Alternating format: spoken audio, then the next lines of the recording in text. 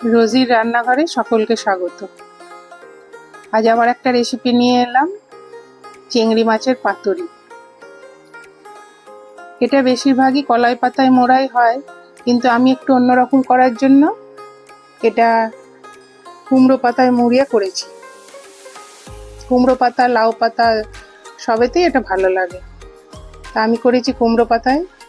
দেখতে থাকো রেসিপিটা। তাহলে একটা মিক্সির জার নিলাম, তাতে আমি কাঁচা লঙ্কা, কিছুটা নারকোল আর সাদা আর কালো সর্ষে বাটা নিলাম। এটা আমার আগে থেকে বাটা ছিল ফ্রিজে। আর একটু পোস্ত বাটা, পোস্তটা গুঁড়ো করা ছিল। আমি 1 চামচ পোস্ত বাটার গুঁড়োটা নিয়ে নিলাম, পোস্তর গুঁড়োটা। আর একটু নুন দিলাম আর অল্প জল দিলাম, দিয়ে এটা একটা ভালো করে পেস্ট বানিয়ে নিলাম। বা চিংড়ি মাছগুলো ভালো করে ধুয়ে পরিষ্কার করে এই পেস্টটা দিয়ে একটু মাখিয়ে কিছুক্ষণ রেখে দিতে হবে, ম্যারিনেট করে। পুরো পেস্টটা দিয়ে দিলাম, দিয়ে আরেকটু নুন লাগলো আমার। এই মাছটা দেখে অল্প নুন দিয়ে তখন বেটেছি, আর এখানে আরেকটু নুন দিলাম আর হলুদ দিলাম আর সর্ষের তেল। এই পাতুরিতে যতটাই তেল দেওয়া যায় সর্ষের তেল, ততটাই ভালো। তেলের মানে সর্ষের তেলটা যত কাঁচা তেলটা দেওয়া যায়, এর স্বাদটা ততই যেন বাড়ে। আর কিছু কাঁচা লঙ্কা এতে ভেঙে দিয়ে দিলাম, দিয়ে ভালো করে মাখিয়ে নিতে হবে। নিয়ে 10 মিনিট মতো রেখে এই যে কুমড়ো পাতাগুলো, আমার এখানে পাতাগুলো কুমড়ো পাতা খুব একটা ভালো পাওয়া যায় না, তা একটুখানি মাঝে মাঝে ফুটোগুলো দেখা যাচ্ছে, এতে কোনো অসুবিধা হবে না। আর এই আর একটা কথা, এই কুমড়ো পাতাগুলো একটু হালকা আঁচে সেঁকে নিতে হবে, চাটু গরম করে একটু এপিট এপিট করে সেঁকে নে। ওটা আমি আর দেখাইনি, দিলে তাহলে এই নরম ভাবটা আসে, নাহলে কুমড়ো পাতাগুলো একটু শক্ত হয় তো, খড়খড়ে হয়। এটা যদি একটু আঁচে সেঁকে নিয়ে করেছি, তাই জন্য এটা নরম লাগছে। তা তোমরা যখন করবে একটু একটু সেঁকে নেবে, ওটা এপিট ওপিট করে সেঁকলেই এটা নরম হয়ে যাবে পাতাগুলো। আর কলাই পাতায় যেমন বাঁধতে হয় সুতো দিয়ে, এটা বাঁধার দরকার পড়ে না কুমড়ো পাতায় বা লাউ পাতায়।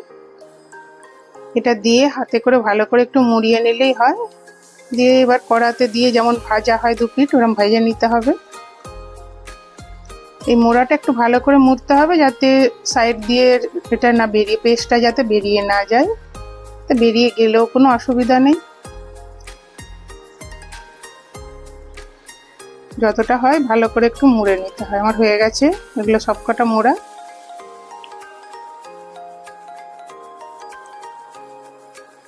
কড়াটা গরম করে নিলাম, প্যানটা ভালো করে গরম করে নিলাম, নিয়ে তাতে সর্ষের তেল দিলাম। খুব বেশি না, হালকা দিতে হবে তেলটা, অল্প করে দিয়ে এবার ব্রাশে করে বা খুন্তিতে করে পুরো কড়াতে তেলটাকে স্প্রেড করে দিতে হবে ভালো করে, যাতে প্রত্যেকটা পাতাতে বা পুরভরা পাতাগুলো যাতে ভালো করে তেলটা পেয়ে যায়। ভাজা ভাজা হবে তো।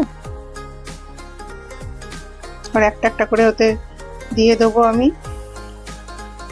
এই যে এইভাবে একটা একটা করে বসিয়ে দেবো, দিয়ে চাপা দিয়ে দিতে হবে একটু। আর আঁচটা একদম কমে থাকবে, সিমে থাকবে। এই সময় আঁচটা যেন না হাই বা মিডিয়ামে থাকে, একদম লোয়ে যেন থাকে।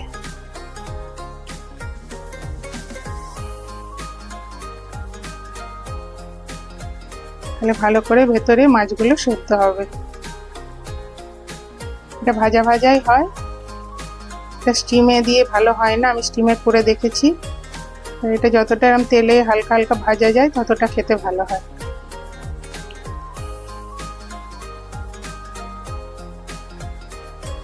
এবার এপিট ওপিট ভালো করে এটা ভেজে নিয়ে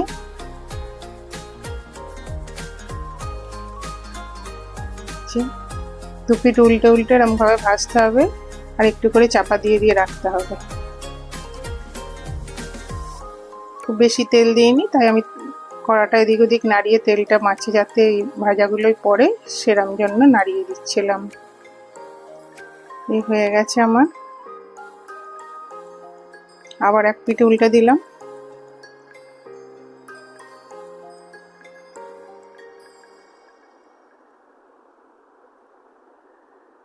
দেখো দুপিটি খুব সুন্দর হয়েছে। উল্টিয়ে দেখিয়ে দিচ্ছি, দেখো কতটা সুন্দর ভাজা হয়েছে। গরম ভাতের সঙ্গে অসাধারণ লাগে, ভাবা যায় না। আমার রেসিপিটা যদি ভালো লেগে থাকে একটা লাইক করে দিও আর শেয়ার করে দিও। আর আমার চ্যানেলে যদি নতুন হয়ে থাকো এটা সাবস্ক্রাইব করার জন্য অনুরোধ রইল।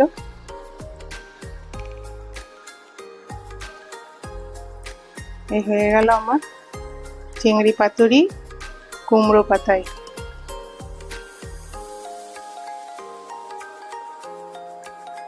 সবাই বানিয়ে খেও, কেমন লাগলো জানিও আমাকে কমেন্টে। এবার আমি সার্ভ করে দেবো। দেখো কত সুন্দর ভাজা ভাজা হয়েছে। এটা কুমড়ো পাতা আর লাউ পাতায় করলে পুরো পাতা সমেতই খাওয়া যায়, খুবই ভালো লাগে, তাতে টেস্টটা দারুণ লাগে। প্রতিটা টেস্টই আলাদা আলাদা হয়, কুমড়ো পাতা, লাউ পাতা, কলা পাতা সবটাই খুবই সুন্দর। আমার চ্যানেলটা বা আমার রেসিপিটা দেখার জন্য ধন্যবাদ সবাইকে। দেখো আমি একটু খেয়ে দেখাচ্ছি, অসাধারণ হয়েছে খেতে।